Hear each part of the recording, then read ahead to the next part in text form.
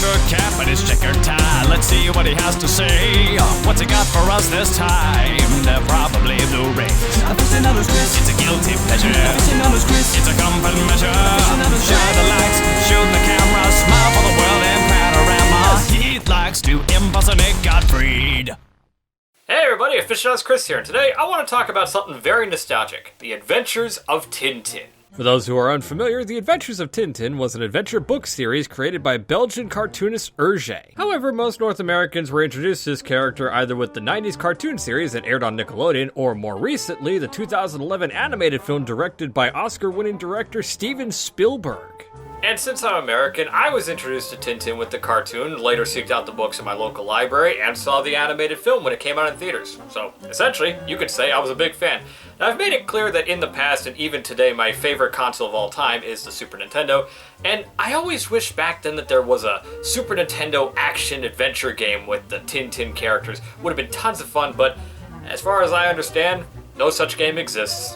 Actually, that's where you're wrong, Chris. Guru Larry, what are you doing here? Well, you asked me to do a cameo. Look, I've even got the script here to prove it. Hold it. I'm pretty sure Linkara has his patent on the fourth wall. But what do you mean I'm wrong? Well, since Tintin is far more popular in Europe, there's tons of merchandise for this series over there, including video games. French development company Infogrames, the same people who created the original Alone in the Dark, had developed 2 Tintin games for the Super Nintendo. But alas, only for the European market. Essentially, they're games Yanks can't wank. Well, I guess you learn something new every day. But how would I get a hold of these games? I'm sure some penny pincher on eBay is selling his copies for a hefty price. So my advice is, just go the cheap route and play it on an emulator. No one will know the difference. Well, I could certainly do just that. Thanks again. I mean, they clearly don't call you Guru Larry for nothing. No problem at all, matey. And good luck with those games. You're gonna need it.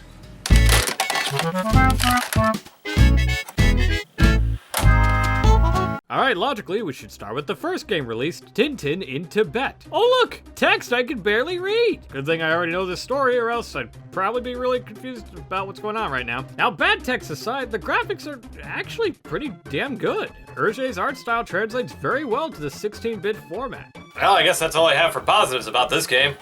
So let's start getting angry.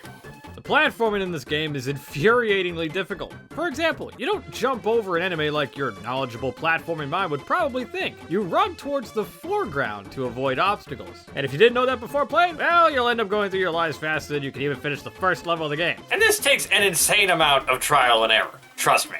Right now I just want to get to that health power-up up on the train, but I can't make this jump. There's just too big a gap between the log and the train. Good thing there's no falling damage, like some other bad platformers out there. What could possibly go wrong? Come on. If there was just a platform I could land on, that would be...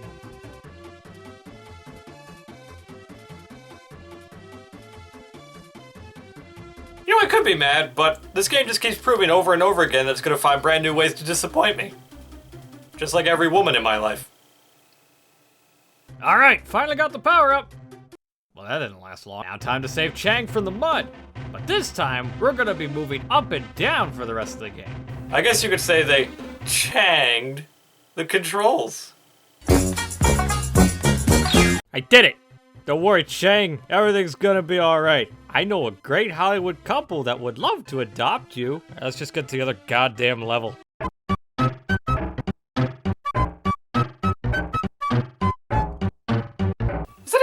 Dead end that I just ran into? Did the game just start me off in the wrong direction?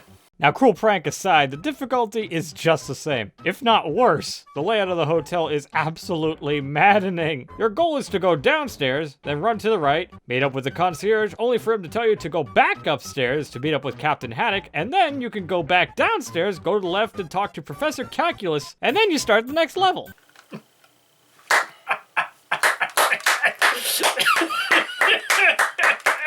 As you can imagine, the levels just get more tedious and challenging, but a good adventure game would let you save your progress, you know, so you could take a break and continue your fun later. Guess what?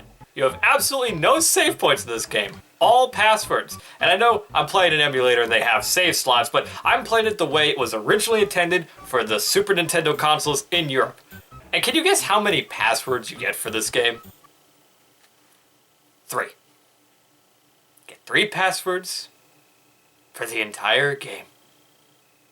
'Cause I ain't got a brand new combine harvester and I'll give you the key.